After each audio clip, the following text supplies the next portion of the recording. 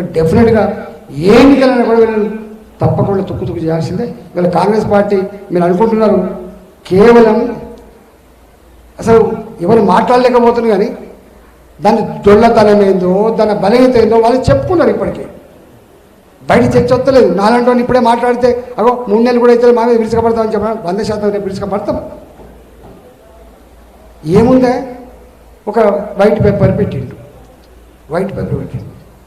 ప్రభాకర్ కూడా ఒకప్పుడు మాట్లాడుతుంది దేని మీద వైట్ పేపర్ ఏంటిదంటే నా దగ్గర ఏమీ లేదు ఉత్త చిప్ప తప్ప అని అర్థం. తెలియదా నీకు ఉత్త చిప్ప అని? మాట్లాడలేదా మీరు? జీతాలు కూడా ఇవ్వలేని పరిస్థితులలో కొన్ని జిల్లాలు మొదటి వారంలో, కొన్ని జిల్లాలు సెకండ్ వారంలో, కొన్ని జిల్లాలు 3వ వారంలో తీసుకున్న సందర్భాలు. గ్రామ సర్పంచులుగా, గ్రామ ఎంపీటీసీలుగా బిల్లులు రాకపోతే కలెక్టరేట్ల ముందు భార్యాభర్తలు పెట్రోల్ పోసుకొని తగలపడుతున్నటువంటి సన్నివేశాలు చూసాం మనం. ఇగో వీళ్ళ జిల్లాలో పెట్రోల్ పోసుకున్న భార్యాభర్తలు అంటే గంత దుఃఖం, గంత వేదన అనుభవిస్తుంది తెలంగాణ.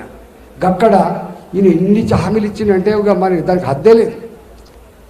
నాకు తెలిసి ఇచ్చిన కాంగ్రెస్ పార్టీకి గుర్తులేదు హామీలు, ఇన్న ప్రజలకు కూడా గుర్తులేదు, కానీ మనకు మాత్రం గుర్తుంది. ఎందుకంటే మనం కొట్లాడడానికి సిద్ధంగా ఉన్నాం కాబట్టి గుర్తుంది. మొత్తం ప్రింట్ తీసి పెట్టుకున్నాం. రేపు డెఫినెట్గా మాట్లాడుతున్నాను, మాట్లాడే ఉండదు. మళ్ళీ కాంగ్రెస్ పార్టీకి ఓటేస్తే ఏమొస్తుంది అని చర్చ జరగాలి. ఏమొస్తుంది?